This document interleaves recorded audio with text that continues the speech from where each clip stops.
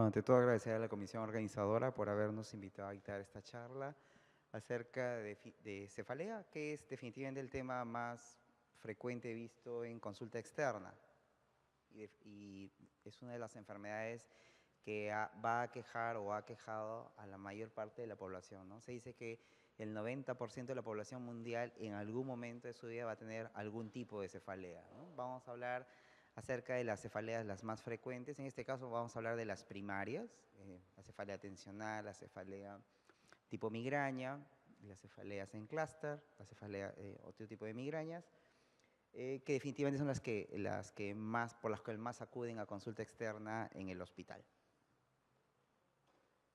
Entonces, en general, cefalea es el término médico para el dolor que se produce a nivel de la región craneal, ¿no? Y puede ser, en general, más del 90% de las cefaleas son procesos benignos, son lo que denominamos las cefaleas primarias, y un 10% vendrían a ser a las que le tenemos que tener cuidado, que son las cefaleas llamadas secundarias, ¿no? En las cuales ya hay un trasfondo, en este caso también orgánico, pero en este caso estamos hablando, por ejemplo, de tumores, hemorragias, infartos, en fin, que también se van a manifestar en forma de cefalea. Y como le decía, es el motivo principal de consulta, ¿no? Bueno, en mi hospital es la epilepsia, pero seguida de epilepsia es cefalea, ¿no? Y obviamente es un problema de salud pública a nivel mundial, ¿no? Especialmente la migraña, ¿no? La migraña es una enfermedad que lastimosamente, dependiendo de cuán frecuente sea, me refiero a cuántos episodios de crisis tenga al mes o cuántos días al mes la persona tenga dolor de cabeza tipo migraña, la persona va a faltar al trabajo, esto se va a manifestar en forma de ausentismo laboral y las personas disminuyen el rendimiento, ¿no? Y este es el problema, ¿no? Que afecta justamente se produce en los años productivos, ¿no? Al igual que la esclerosis múltiple y otras enfermedades que dan justamente cuando las personas son más económicamente productivas. Y esto se traduce en costo por pérdida de productividad y horas laborales, ¿no? El cual es bastante fuerte, ¿no? Especialmente en migraña, ¿no? Y hay un problema, que el 50% de los pacientes que ya tienen cefalea han sido vistos por colegas, algunos por medicina general, otros por medicina interna y otros por neurología, y lastimosamente están erróneamente diagnosticados, ¿no? Tanto así que muchas personas creen o vienen con la idea de que tienen, por ejemplo, un dolor de cabeza, y en realidad cuando se les explica que en realidad eso no es o no cumplen criterios, primero como que se quedan asustados, y se les explica que inclusive por qué no tienen respuesta al tratamiento, ¿no? Porque se les hizo un diagnóstico erróneo del tipo de dolor de cabeza que tienen un tratamiento erróneo y obviamente no hay respuesta, ¿no? Y el objetivo de nosotros como neurólogos es, uno, hacer una buena historia, una buena anamnesis, caracterizar al paciente para ver en dónde empieza a cuadrar, qué tipo de criterios diagnósticos tiene y de acuerdo a esto llegar a hacer, uno, el diagnóstico de cefalea y otro es, por ejemplo, determinar cuán frecuente es la cefalea. ¿Por qué? Porque vamos a ver luego en los cuadros qué tipo de tratamiento vamos a utilizar, si vamos a utilizar tratamientos para terapias agudas, terapias abortivas de dolor, o si es que vamos a utilizar terapia crónica, ¿no? Para aquellas personas que tienen dolor muy frecuente, ¿no? Hablemos de más de 15 días al mes, por más de 3 meses ya tenemos que emplear otro tipo de medicamentos.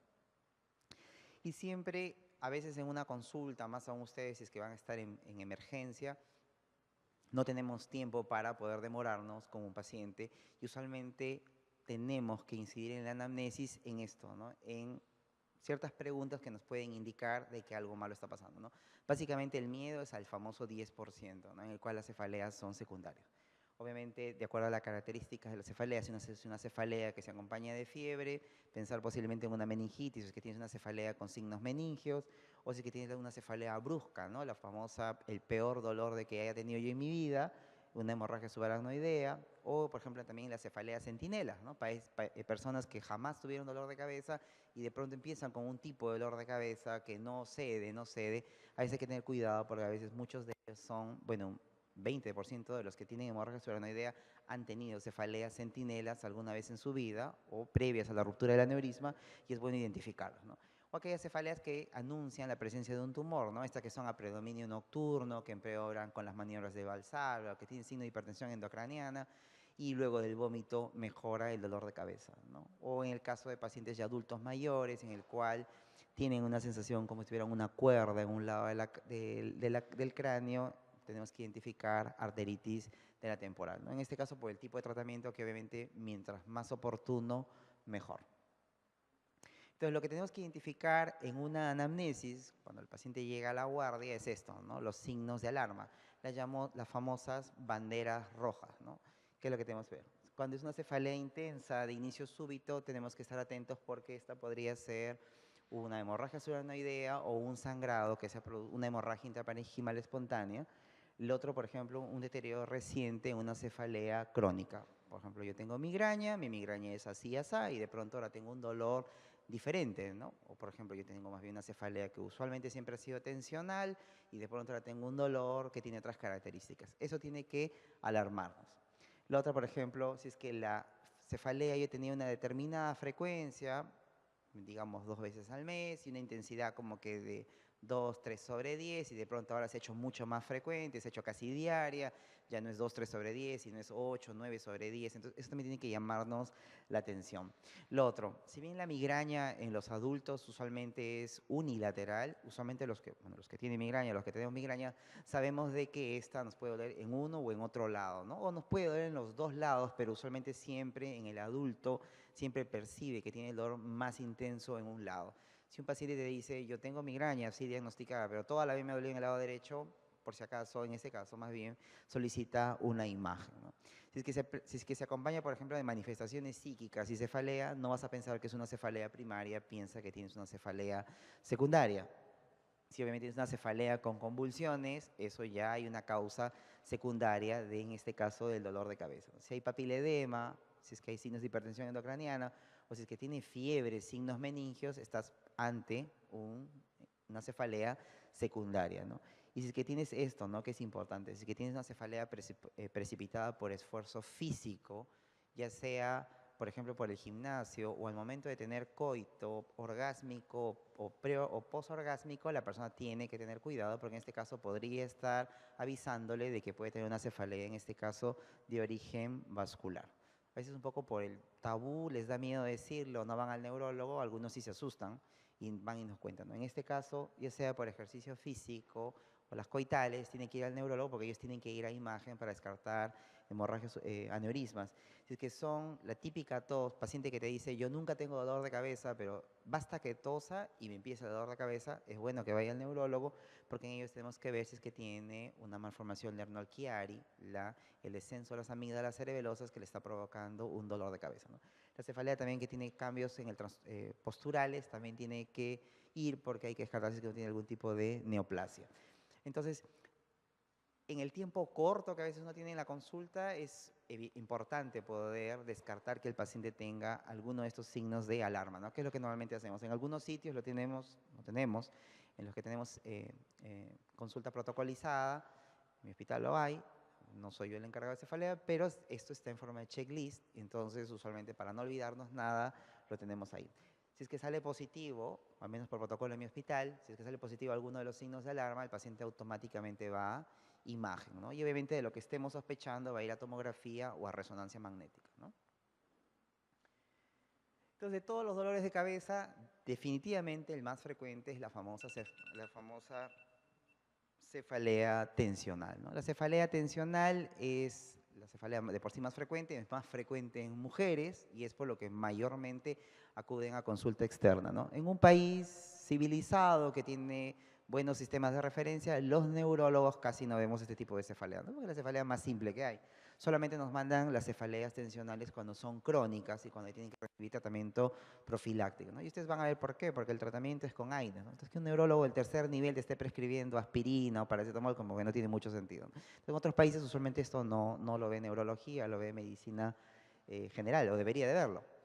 Es la más frecuente, es la cefalea más frecuente en mujeres. Al igual que la migraña, tanto la migraña como la cefalea tensional es mucho más frecuente en mujeres que en varones, ¿no? Dependiendo de la literatura que lean, algunos dicen 3-1, 4-1, es de por sí, por lejos, más frecuente en el sexo femenino, ¿no?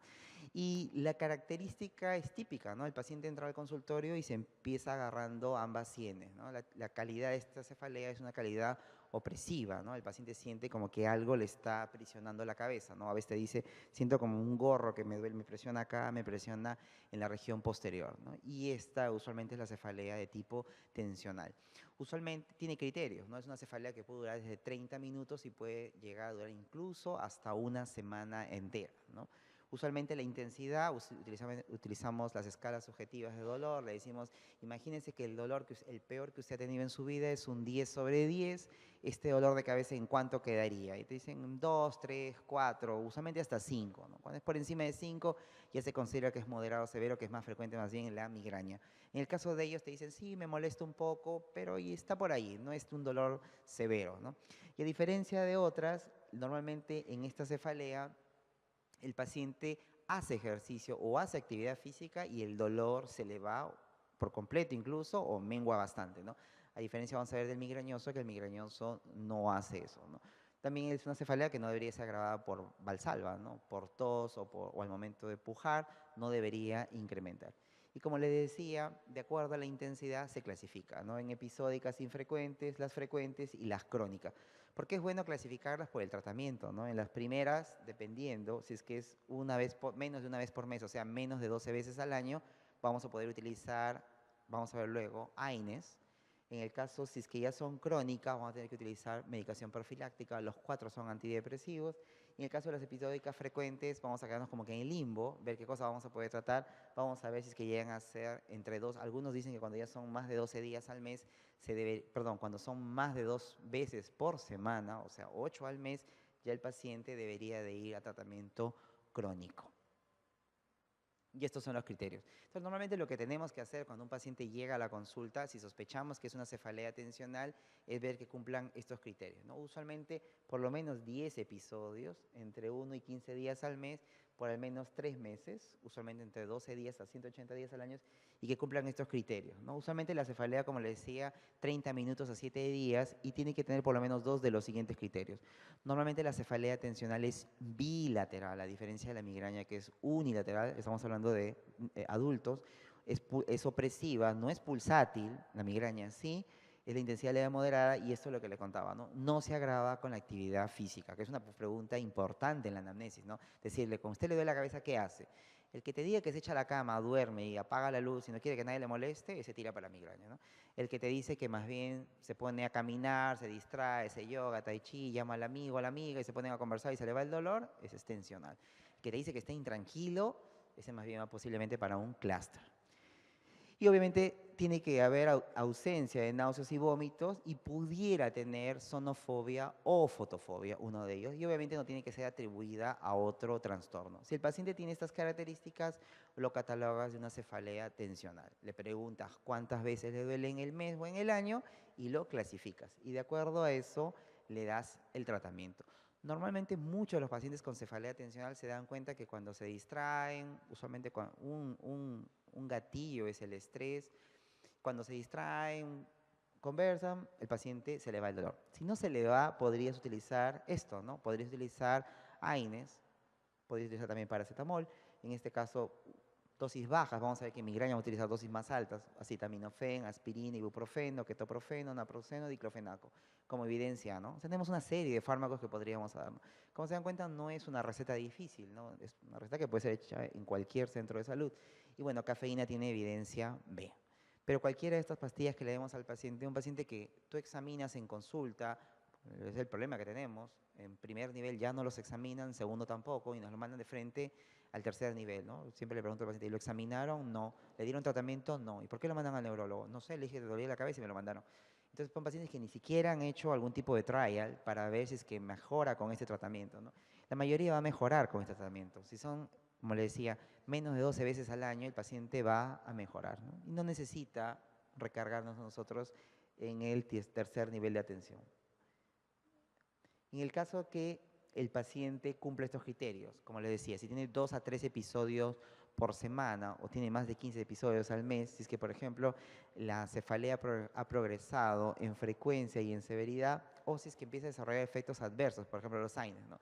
Si es que empezó a tener, por ejemplo, gastritis medicamentosa, O si, por ejemplo, yo ya le doy tratamiento, le puedo dar, por ejemplo, no sé, ketoprofeno, que yo podía llegar incluso hasta, bueno, 50, a veces hasta 100, o a veces, imagínense que yo en el extremo llegar a 150, y yo veo que cada vez ya es menos efectivo el tratamiento agudo, o, por ejemplo, veo que el paciente ya está comprometiendo las actividades en el trabajo, en su performance laboral, ya en este caso tengo que entrar al tratamiento crónico. Y el tratamiento crónico, por una teoría que existe del mecanismo de serotonina, todos los fármacos son antidepresivos, pero los antidepresivos en neurología se utilizan para dolor en varias circunstancias, no solo para dolor tipo cefalea, en este caso tensional, utilizamos en migraña también, pero también se utilizan en dolores neuropáticos, en neuropatías diabéticas, por ejemplo.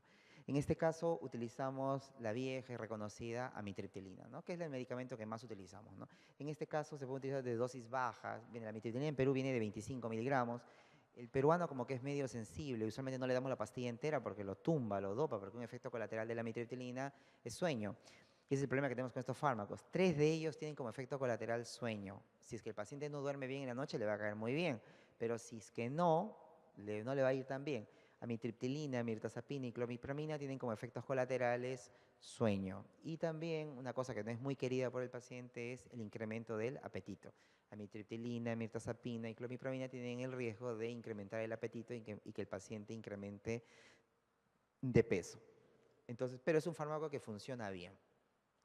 Si te va bien con el fármaco, normalmente se recomienda que lo mantengas entre 6 a 12 meses, ¿no? Lo que buscas en el paciente es ciclarlo, de lo que le duele a diario o casi diario, pasarlo a que le duela de forma esporádica, ¿no? Que le duela menos de 4 veces al mes o inclusive que tenga menos de 12 crisis al año. Eso es lo que tú buscas con el paciente. Una vez que ya le has dado los 6 a 12 meses, empieza a disminuir de forma progresiva. Con esto, ¿qué logras? Que el paciente tenga cada vez menos cantidad de dolor, o sea, disminuyes el número y disminuyes la intensidad del dolor. Quiere decir que si el paciente te decía que tenía 5 sobre 10, 6 sobre 10, ahora te dice que y le duele 2, le duele 3. O sea, cada vez te das cuenta que la intensidad del dolor va disminuyendo, ¿no? Normalmente para esto sí nos lo derivan al hospital y nosotros le manejamos. Algo nuevo que salió hace poco es las famosas terapias alternativas, ¿no? De las terapias alternativas estamos hablando del tai chi y el yoga, ¿no? Que hasta hace unos años como que le daban una evidencia C, ahora mejoró la evidencia, hay evidencia B que se le puede hacer que el paciente pueda hacer yoga, tai chi, con lo cual también puede mejorar no solo esta, sino también la migraña, ¿no? Es una evidencia que ha salido reciente, hace mes y medio que salió, que ya la habían aprobado, ¿no? En un inicio, cuando salieron las primeras tablas, le ponían evidencia C, pero la evidencia científica ha mejorado para este tipo de terapias. Y normalmente le pedimos al paciente que haga eso, ¿no? Más aún, por ejemplo, si son embarazadas y no le puedo dar nada de esto, se le pide que haga ese tipo de terapias con las cuales también puede conseguir alivio en la frecuencia de los dolores de cabeza. Otra enfermedad frecuente, no tan frecuente como la cefalea tensional, es la migraña, ¿no? La migraña, para los que tenemos migraña, es un trastorno con el cual ya venimos nosotros, ¿no? Los migrañosos ya nacemos con una predisposición a tener este tipo de dolor de cabeza, ¿no? Normalmente nosotros ya cuando nos exponen a un gatillo, en un desencadenante, vamos a tener ese tipo de dolor, ¿no? Que es una cefalea unilateral, ¿no? Normalmente es cuando somos niños, adolescentes, el dolor normalmente se debuta en la primera o en la segunda década de la edad, ¿no? Es bien raro que un migrañoso debute con migraña pasada los 40 años, ¿no? O sea, digo, pues si tiene un familiar que tiene 50, 60 años y acá ya el neurólogo le ha dicho, usted tiene migraña, tómenlo con pinzas, porque normalmente el migrañoso debuta mucho, mucho más antes, ¿no? La gran mayoría de migrañosos hemos tenido nuestro primer episodio de dolor de cabeza en la primera o en la segunda década de la vida, ¿no? Y es un problema en el cual hay una predisposición y cuando somos expuestos al gatillo, en este caso muchos de ellos, nos va a desencadenar el dolor de cabeza, ¿no? Ya de adultos vamos a ver que la migraña es un dolor unilateral y el problema está acá a nivel del tronco, ¿no? El gatillo hace que se generen péptidos vasoactivos y usualmente hay dos fases, ¿no? Una primera fase en la cual hay una activación vasomotora, hay una contracción vascular intracraneal inicial y en la segunda fase hay más bien una vasodilatación extracraneal. Por eso es que el migrañoso, los que tenemos migraña, sentimos como que es algo que nos está pulsando, ¿sí? Y que es en un solo lado. En este caso, el problema es el quinto par, ¿no? El quinto par, el trigémino, es el que inerva todas las estructuras craneales y es el problema, porque vamos a ver luego, por ejemplo, cuando hagamos del clúster, que el problema más bien es el décimo par.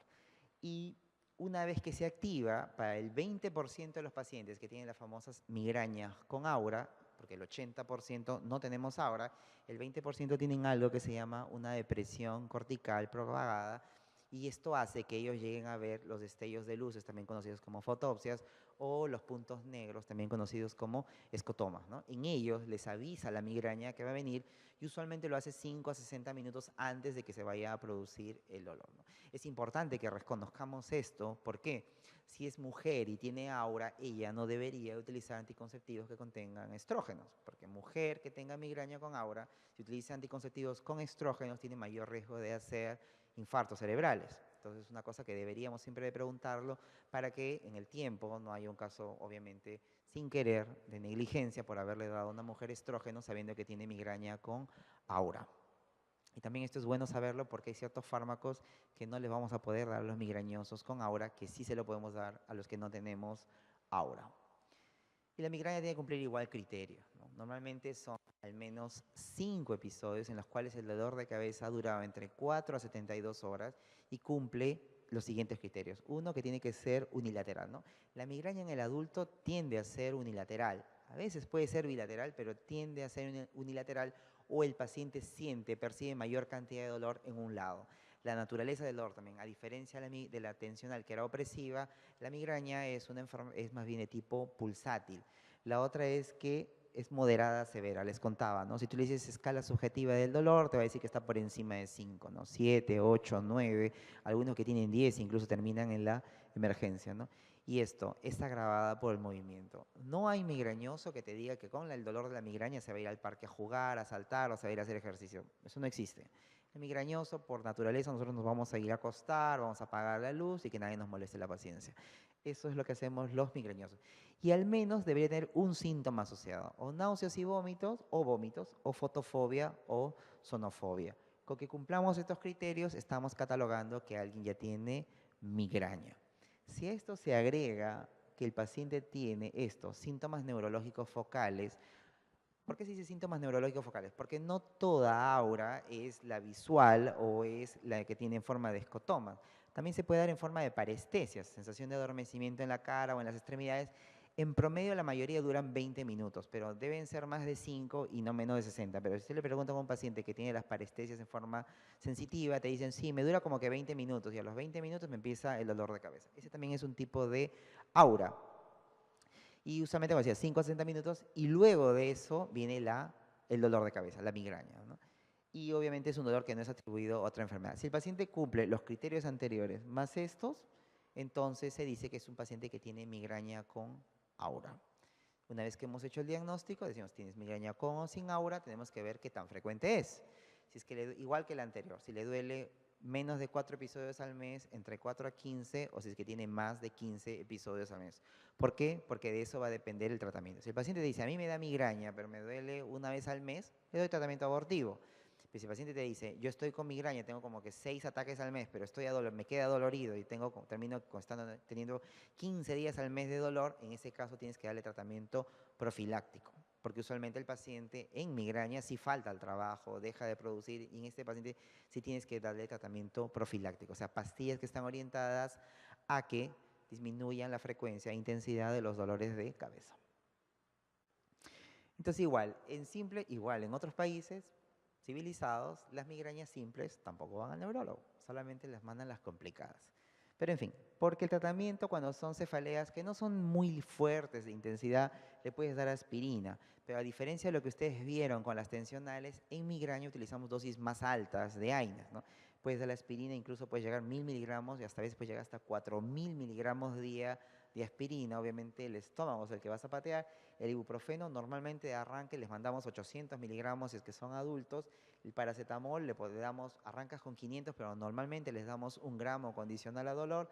El naproxeno arrancamos en 500, usualmente 1000, y diclofenaco 50 miligramos. Y no se recomienda más bien mucho diclofenaco a veces por los riesgos de tipo cardiovascular. Pero en realidad el abortivo de migraña, la vedette, son los triptanes, ¿no? Los triptanes son estos fármacos que fueron más específicos para el dolor de cabeza, en este caso tipo migraña. El problema que tenemos con los triptanes es que en Perú no tenemos todos, solamente tenemos lastimosamente los orales, lo cual es una Ironía, ¿no? Porque muchos de los pacientes que tienen migraña tienen la sensación nauseosa o llegan a tener vómito. Y gastarte 40 soles en una pastilla para que la vomites a los 5 minutos, como que no tiene mucho sentido. Por eso es que normalmente se recomienda cuando van a usar triptán que ni bien le empiece el dolor, antes de que empiecen a tener el vómito, tomen la pastilla para que haga efecto. Cuando la pastilla tú la tomas más rápido, ni bien empiece el dolor, tienes mayor chance de que se pueda abortar. Este grupo son los famosos fármacos abortivos de dolor. Entonces, normalmente lo que se le aconseja al paciente es de que éste tome el tratamiento ni bien empieza con el dolor. Esta tontería de que ya me va a pasar, voy a tomarla recién cuando esté más fuerte, es una tontería. O sea, el paciente tiene que tomar el tratamiento ni bien le empiece el dolor. Mientras más demoras en tomar el tratamiento, es más difícil que puedas abortar la migraña. Entonces, usualmente en Perú solamente tenemos sumatriptán, que la ventaja para algunos casos es que viene con naproxeno y lastimosamente algunos pacientes con migrañas son alérgicos a los AINES y no les podemos dar este triptán, para lo cual tiene suerte que el otro que queda se llama naratriptán, que ese viene solo, no viene con AINE. ¿Por qué le decía suerte en algunos? Porque algunas escuelas propugnan el hecho de que no solamente uno debería dar el triptán para cortarles el dolor, sino que debería de darle algún tipo de AINE, porque normalmente lo que hacen los triptanes es reducir o mantener libre al paciente sin dolor de cabeza como que 1,5 a 2 horas, no más de eso, porque luego se va el efecto del triptán. Entonces es mejor que el paciente tenga algo que le pueda prolongar el tiempo en el cual no va a tener dolor. Y en ese caso se recomienda el uso de AINES. Por eso es que va bien el hecho que vaya sumatriptán con naproxeno. Si es que va solo, les prescribimos usualmente al paciente para que luego que tiene la crisis aguda y que ya le ha disminuido con el triptán, agreguen medicación, en este caso en tipo de AINES, si es que lo toleran, para que tenga menor riesgo de que vuelva a tener recaída pronto. Pero a veces ocurre de que el paciente toma el medicamento o lo vomita el medicamento o aún así tomándolo no cede su dolor. Y es el paciente que va a ir a la emergencia. Y usualmente cuando van a la emergencia tenemos que utilizar fármacos mucho más fuertes, ¿no? Yo sé que cuando han visto los nombres se han asustado porque dicen migraña y les voy a dar antipsicóticos. La respuesta es sí. Hay antipsicóticos que han probado de que disminuyen la migraña, o sea, cortan, sirven para tratamiento abortivo. De los que más utilizamos, la verdad que es el que yo utilizo más, es el haloperidol. También algunos utilizan la clorproperacina. El haloperidol, la ampolla, la diluyes en 500 mililitros de cloruro de sodio y lo pasas en 30 minutos. Y con eso ayuda. En mi hospital lo utilizamos y es un tratamiento bastante efectivo para contrarrestar la migraña, ¿no? El paciente se va tranquilo, se va sin dolor a la casa, que es el objetivo. Mi objetivo en emergencia es que el paciente se vaya sin dolor o con lo más bajo dolor que se pueda a la casa, ¿no? También utilizamos una combinación de fármacos, ¿no? Podemos utilizar metoclopramida, que ya no está en esta lista, y dexametasona, porque estaba en la lista anterior, que todavía son fármacos que utilizamos como abortivos, ¿no? La mezcla de metoclopramida con dexametasona también se utiliza como abortivo de migraña, ¿no? Si es que no, también tenemos ketorolaco a la mano, hay que tener cuidado de no pasarnos por la toxicidad renal. Puedes aplicar, si te es difícil canalizar una vía, le puedes aplicar intramuscular 60 miligramos de ketorolaco, que es una droga fácil, ¿no? La indometacina, el único problema que tiene, solo tenemos la vía oral y el problema es que tiene demasiado componente gastrointestinal, algunos pacientes no lo toleran. Particularmente en lo que hemos tenido experiencia es con la clorpromacina, con el corticoide, con el ketorolaco y con el haloperidol, que son fármacos que utilizamos aquí, porque lastimosamente no tenemos los parenterales, ¿no? Solmitriptán, L-triptán, que vienen algunos subcutáneos, lastimosamente no tenemos en el país, esperemos de que lleguen en algún momento. Todo eso es ataque agudo. Pero ¿qué pasa cuando el paciente te dice, doctor, yo ya estoy yendo en este mes, voy yendo 4 veces a la emergencia y he faltado como que 6 veces al mes al trabajo, mi dolor de cabeza está siendo cada vez más frecuente, cada vez tengo mayor cantidad de días con dolor de cabeza, ya mi producción no es la misma, o no sé, me ponen el ketorolaco y hasta que me molesta, tomo los analgésicos y ya me está ardiendo el estómago? Y en fin, cuando ya tienes este tipo de quejas por parte del paciente, es posible que tengas que estar pensando en utilizar terapia profiláctica. Y usualmente es lo que vemos, ¿no? Si el paciente, por ejemplo, tiene cefaleas frecuentes o tiene contraindicaciones o el fármaco ya no le es efectivo, o por último el paciente dice, ¿sabe qué, doctor? Yo ya estoy podrido de estar yendo a la emergencia 3, 4 veces al mes, ya no quiero tener dolor de cabeza cada rato, debe haber algo que usted me tiene que dar para que yo no esté yendo a cada rato a emergencia y que no tenga dolor todos los días de mi vida. Si es que el paciente te dice esto, o si por ejemplo tienes historia de migraña hemipléjica familiar, o si tienes migraña basilar o síntoma de hora frecuente, en este caso es mejor que utilices un tratamiento profiláctico. Viene la palabra de profilaxis porque son fármacos que vas a utilizar para prevenir que le dé los ataques de migraña. Son fármacos que cuando ustedes los vean no son fármacos que fueron diseñados específicamente para migraña. Van a ver que son fármacos que se crearon para otras cosas, ¿no? A la cabeza tenemos los anticonvulsivantes, ¿no? Tenemos dos que tienen mayor cantidad de evidencia para el tratamiento de la migraña, ¿no? El topiramato y el valproato, ¿no? Valproato utilizado por muchos años, se utiliza bastante en niños porque tiene la particularidad que da apetito. Es como da apetito, la mamá está feliz, el niño come, encima no tiene dolor de cabeza y ellas están contentas, ¿no? Pero ya cuando van creciendo, ya viene la vanidad y obviamente ya nadie quiere engordar. Entonces en ese caso tenemos al mamano topiramato. Topiramato es el otro anticonvulsivante, que la buena noticia es de que no engorda, o al menos no te va a hacer subir de peso, o sea, te quedas con tu mismo peso o te puede bajar de peso, pero la desventaja es más aún porque recuerden que la migraña es más frecuente en mujeres, se da durante los años productivos, que también son los años de fertilidad de la mujer. El topiramato tiene riesgo de teratogenicidad X, ¿no? O sea, totalmente contraindicado en el embarazo. Ya ha pasado varias veces que están tomando topiramato, quedan embarazadas y los niños lastimosamente nacen con malformaciones. Entonces es el único problema. Si la mujer dice, no pienso tener hijos en un tiempo, yo me cuido, mi marido se cuida, me está vasectomizado, es una muy buena droga porque la gran ventaja que es de fácil administración, se toma solamente una, máximo 2 veces al día, y tiene la ventaja que no provoca aumento de peso, ¿no? Hay otro problema con el topiramato, que te puede aparecer parestesias en las manos, que a veces es pasable, te puede dar mareos, y una cosa, yo la tomé, y una cosa que te puede ocurrir es que te puede dar la sensación como que te estás olvidando de las cosas, pero tranquilos, que ni bien terminas el tratamiento con topiramato, eso se recupera, ¿no? Ahí está la sensación de como que te quedan las cosas en la punta de la lengua y como que no te la recuerdas y tú dices, pero esto yo me lo sabía y eso puede ocurrir con topiramato por si acaso. Pero una vez que dejas de tomar el topiramato, todo vuelve a la normalidad, espero. En el caso de los antidepresivos, a la cabeza tenemos la amitriptilina, ¿no? La amitriptilina, la muy buena amiga, porque se utiliza, como ustedes ya vieron, para cefalea tensional crónica, también se utiliza para migraña. Hay pacientes que tienen, por ejemplo, dobles, tienen cefaleas tensionales y tienen migraña, son los que tienen estas famosas cefaleas mixtas. Y en eso, por ejemplo, y si son crónicas, la amitriptilina es su droga de elección, ¿no? Porque con una pastilla matas, como quien dice, dos pájaros de un solo tiro, ¿no? Le controlas la cefalea tensional y le controlas la migraña. No tenemos en Perú nortriptilina, que sería genial porque es la que tiene menos efectos adversos. El problema con la amitriptilina, el efecto adverso es igual, sueño, apetito, y es un fármaco que si es que tiene alguna persona algún tipo de problemas cardíacos, no es el fármaco de primera elección. Sin embargo, es muy bueno reduciendo dolor. En dolor neuropático tiene un NNT de 2, a diferencia, por ejemplo, de la gabapentina, que tiene un NNT de 6. Quiere decir que solamente necesitas tratar 2 pacientes con amitriptilina para que le controles el dolor, a diferencia de GABA, que tienes que tratar 6 pacientes para que controles el dolor. Entonces dirán, ¿y por qué no nos lo dan de primera línea? Por el problema de subir de peso, por los problemas cardíacos. Entonces no es es bastante usada, pero en pacientes adecuadamente seleccionados.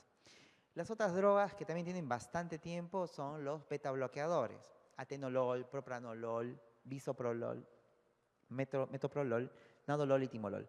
De todas, la que más utilizamos es propranolol. Es un fármaco que también incluso es tranquilo utilizarlo en niños, ¿no? Se utiliza bastante en niños y en adultos. El único problema que tiene es que no se puede dar en monodosis, se tienen que utilizar entre 2 a 3 veces al día. Y ahí viene el problema por la adherencia, ¿no? Los pacientes no se adhieren al tratamiento con propranolol, a pesar que es una droga bastante barata y bastante buena, o sea, reduce la cantidad de ataques de migraña. Si es que tengo un paciente más bien que es hipertenso y no tiene contraindicación de utilizar atenolol, yo le digo al cardiólogo, dele atenolol. Y con eso también mato 2 pájaros de un tiro. Le controlo la hipertensión y le controlo la migraña. Y como lo va a tomar el atenolol toda la vida, está libre de dolores de cabeza. Entonces es un fármaco que también es bastante, hay que pensarlo al momento de utilizarlo, es barato. Y el único problema, bueno, no único, pero uno de los problemas que tiene es la fatiga, ¿no? Podría incrementar la cantidad de fatiga. También hay que ver si es que no hace bradicardia, porque también recuerden que estos fármacos, o sea, los beta bloqueadores, tienen como efecto colateral la bradicardia, ¿no? Entonces, usualmente les monitorizamos. Si yo veo que baja de 52 por minuto, no le subo el propranolol, lo mantengo con lo que está o se lo bajo, ¿no? Porque es el tope a lo que debemos de llegar. En el caso de los bloqueadores selectivos de canales de calcio, no tanto en Estados Unidos, pero sí en Europa, son fármacos que se utilizan bastante, ¿no? A la cabeza, flunaricina. La flunaricina es un fármaco que se utiliza bastante, ¿no? Es un fármaco bastante inocuo en niños. Se utiliza bastante para migraña en niños y también se puede utilizar en adultos, ¿no? En algunos pacientes les va fenomenal con la flunaricina. Efecto colateral, sueño. Efecto colateral, apetito. Pues que a algunos tampoco no les gusta utilizar flunaricina, ¿no? Algo que me estaba olvidando, que el propranolol al menos es un fármaco que puede ser utilizado en la mujer embarazada que tiene migraña y que tiene indicación de terapia profiláctica. Lo único que tienes que monitorizar es que no haga retardo de crecimiento intrauterino. Pero es un fármaco bueno que se puede utilizar.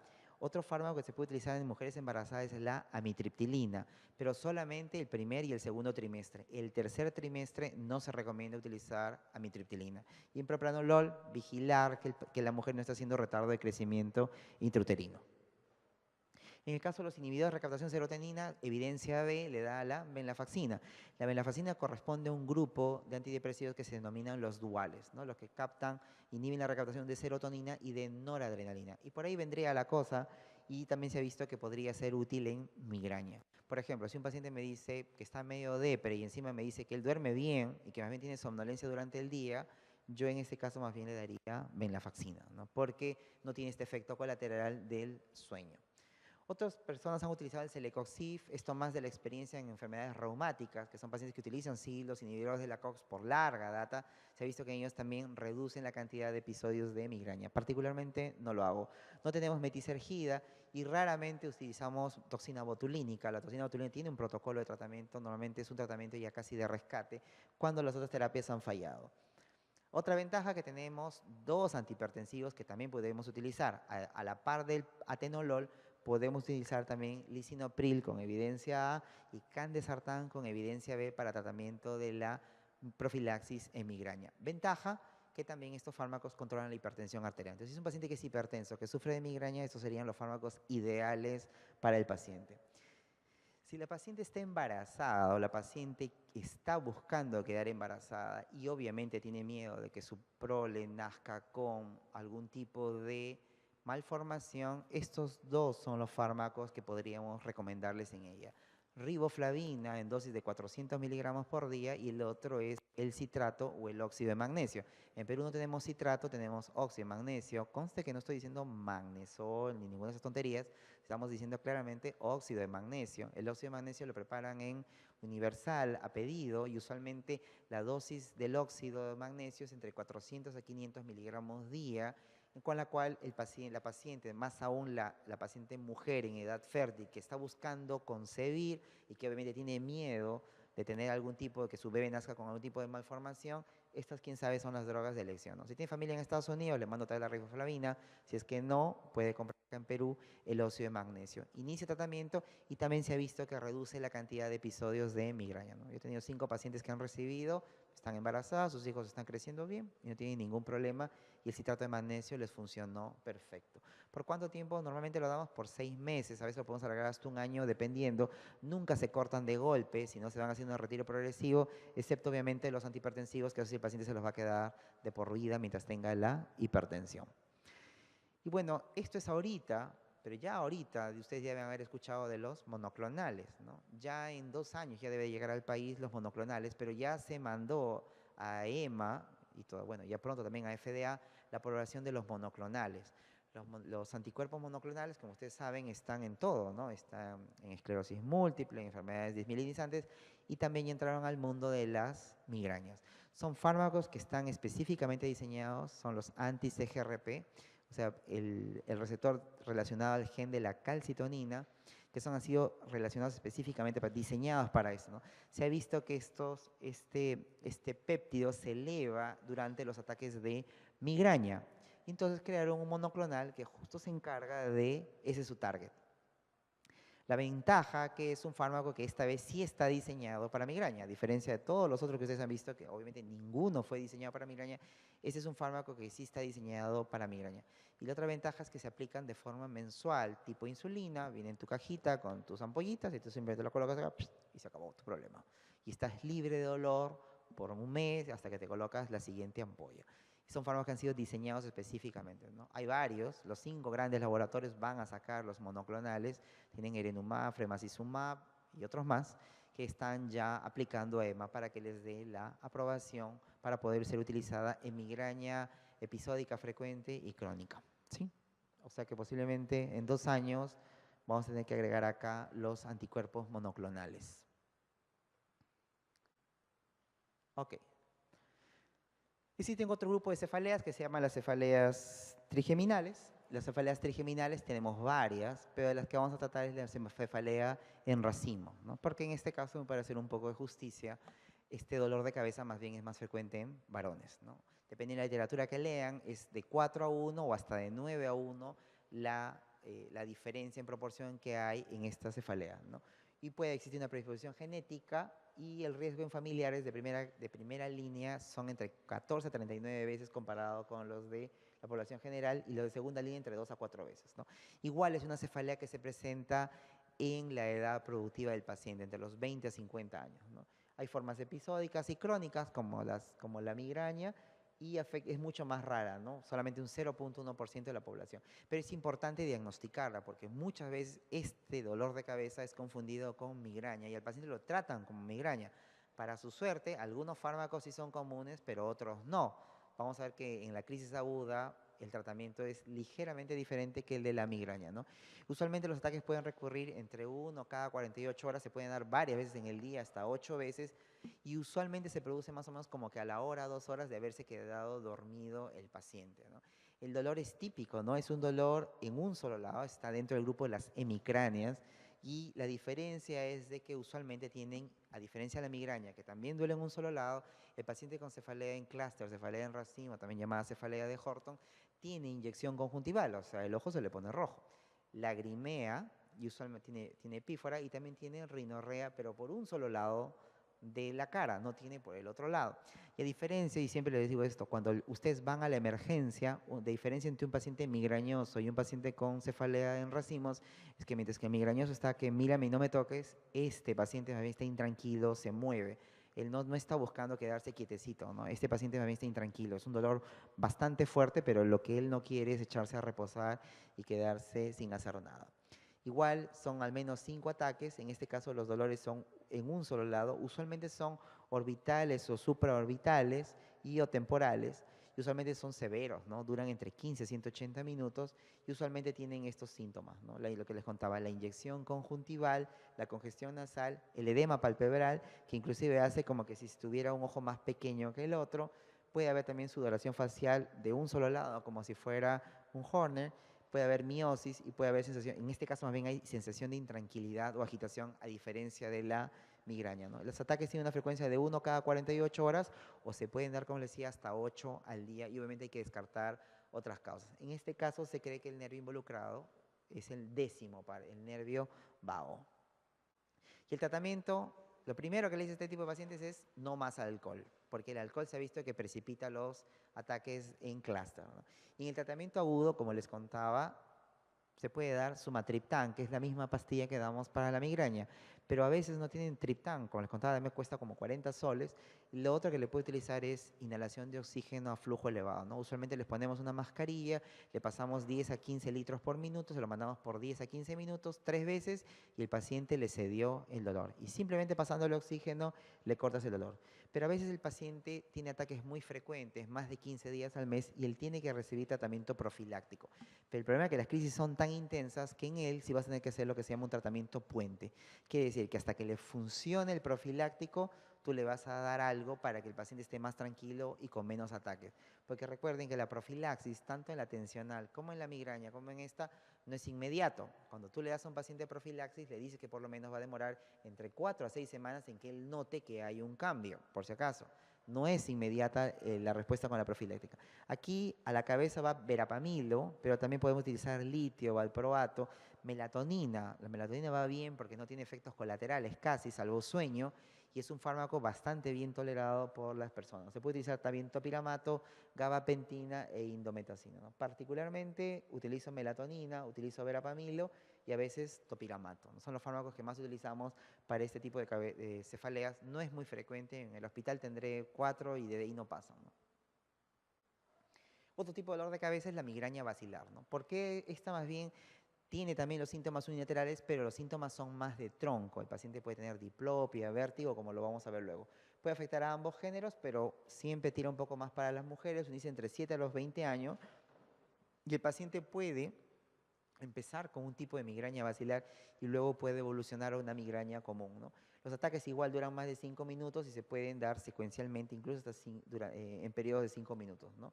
La característica es que usualmente no hay debilidad motora y al menos el paciente tiene algún síntoma que tiene que ver con el tronco del cerebro, que lo vamos a ver a continuación, que son estos. El paciente puede tener disartria, vértigo, tinnitus, hipoacusia, diplopia o ataxia, o puede tener síntomas visuales simultáneos, lo cual da un indicativo más de que es un problema en la región posterior. Puede inclusive haber a veces parestesias y a veces hasta disminución un poco del nivel de conciencia. Si tienes este tipo de dolores, tienes que estar pensando que posiblemente estás ante una migraña basilar. ¿Por qué es importante diferenciarla de la otra migraña? Por esto, porque a ellos no le puedes dar los ergotamínicos, el típico Ergonex no le puedes dar, no le podemos dar triptanes, que sí le puedes dar al otro tipo de migraña, y tampoco le puedes dar betabloqueadores como profiláctico. Entonces es importante poder diferenciar qué tipo de migraña tiene el paciente. Y si tiene más de este tipo basilar, es mejor evitar estos fármacos. ¿Qué sí le puedes dar? Topiramato, lamotrigina y verapamilo. Ustedes vieron que la motrigina y verapamilo no estaban necesariamente como primera línea en el tratamiento profiláctico de migraña, sin embargo acá en la migraña basilar sí podrían funcionar. Y haciendo un resumen, antes que me acabe la hora, bueno, los dolores de cabeza, los más frecuentes definitivamente es el tensional. Acuérdense que paciente que viene con un dolor tipo opresivo, que usualmente se agarra a las sienes, de intensidad leve a moderada, ese paciente más tiene una cefalea tensional. Es que es un dolor unilateral y es tipo pulsátil, náusea, vómito, empeora con la actividad física, vamos a tener la migraña. Si es que también es unilateral, pero más de tipo orbitaria, retroorbitaria, con intranquilidad, con epífora, que puede haber tener también rinorrea o diaforesis, en ese caso estás pensando más bien en una cefalea en clúster, ¿no? Que es la de acá. Si es que más bien tienes, esto no lo hemos tratado porque normalmente lo tratan en el otorrino, cuando son dolores que están más circunscritos a la región adyacente a la región nasal, en ese caso estamos hablando más de las cefaleas secundarias a una sinusitis. Y con esto hemos acabado. Gracias.